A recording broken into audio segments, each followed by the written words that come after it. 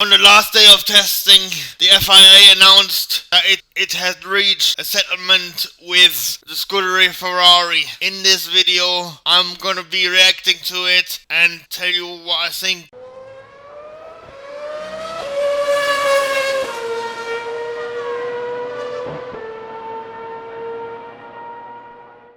Before we get into this video properly, cast your mind back to the 2019 season before the summer break, where Ferrari had amazing speed down the straight, and all of a sudden this power advantage seemed to dissipate after the summer break. And during this time, the likes of Max Verstappen said something along the lines that Ferrari was doing something dodgy with their engines. And Ferrari vehemently denied it. And what do we get to hear about 10 minutes before the end of testing in 2020? It is that the FIA has reached a settlement with the Scuderia Ferrari. Now, I think that is a bit suspicious, because why would there have to be a settlement? And especially the FIA and Ferrari have agreed to keep the findings of the settlement, between themselves, and I think that's wrong. Why do I think that's wrong? Because firstly, if there was nothing to be untoward about it, why did they have to reach a settlement in the first place? I think I'm not alone in raising that question. The second question I have is, was the Ferrari engine legal at all times in 2019? And one of my other concerns is the 2020 engine legal now? I mean, how do we know that if there was anything dodgy going down in 2019, how do we know that it is now all settled? And I agree with the teams when they say that they are not very happy about it.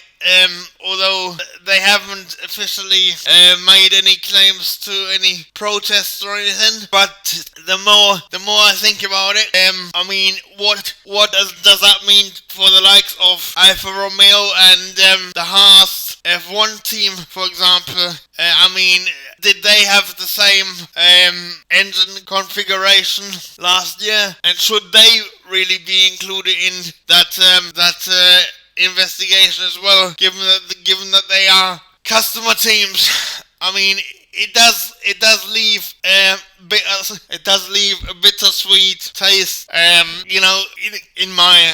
in my mind. And I think what's even more concerning is that the FIA have said they've reached a settlement with Ferrari.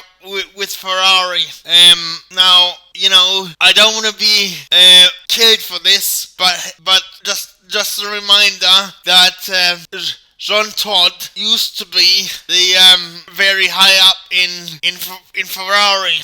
And I think I wouldn't put it past him wanting to cover things up for Ferrari, and I think he should have voluntarily said, I can't be involved in any of this because of his previous involvement with the team. Although I'm not suggesting in any way that he has done something dodgy, but I wouldn't put it past them, that deal having been reached, because they've had that close relationship in the past. Now, I mean, if I was Toto Wolff or any of the other team principals, I would demand a clear and transparent investigation, and I would demand the FIA to reveal all their findings, and I would even go as far as saying Ferrari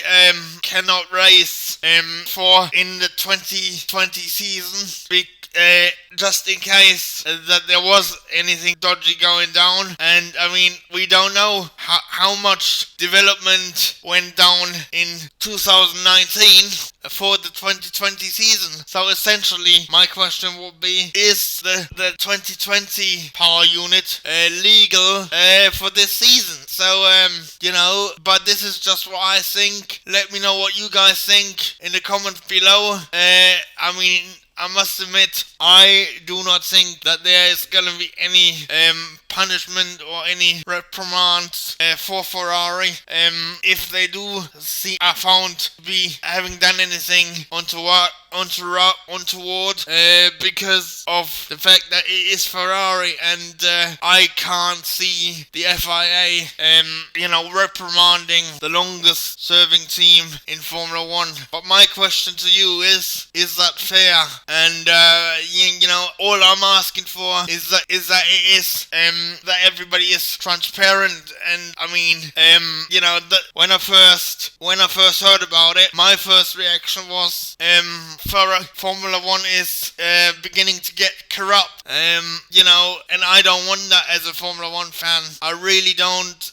But as I said, there's not going to be any punishment. Well, if Ferrari haven't done anything wrong, then why is there the need for a investigation in the first place? And why is there a need for a settlement? So there must be something dodgy going down. So anyway, I'll leave it here before I ramble on too much. But anyway, cheers for listening, guys. And if you haven't already, don't forget to like, comment, and subscribe. And that would be awesome.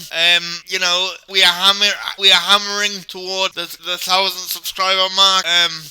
Also don't forget to share this video with your friends. And let's start a civil conversation in the comments below. Alright, cheers guys, bye.